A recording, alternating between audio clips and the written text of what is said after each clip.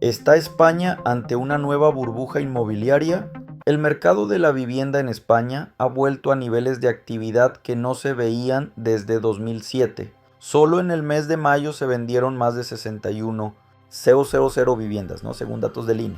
Al mismo tiempo, los precios han subido un 10,6% en capitales y grandes ciudades durante el último año. Aunque aún están un 8,6% por debajo del pico de la burbuja anterior, la tendencia es clara. El mercado se está calentando. Pero hay un dato que preocupa más que el número de ventas o el precio por metro cuadrado: el desacople entre lo que cuesta una vivienda y lo que ganan las familias. El Banco de España estima que a finales de 2024 los precios estaban entre un 1,1% y un 8,5% por encima de su nivel de equilibrio a largo plazo. Esto significa que para muchas familias con ingresos medios, acceder a una vivienda se ha convertido en una misión casi imposible.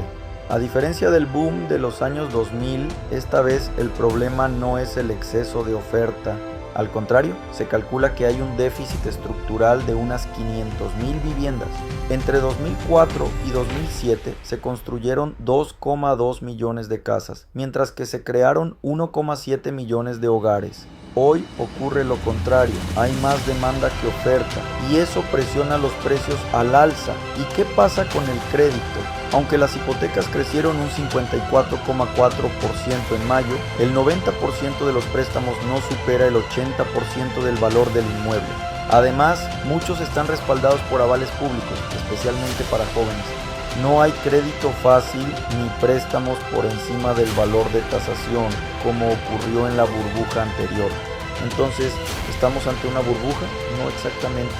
Lo que vemos son signos de tensión estructural: precios altos, oferta limitada y acceso desigual.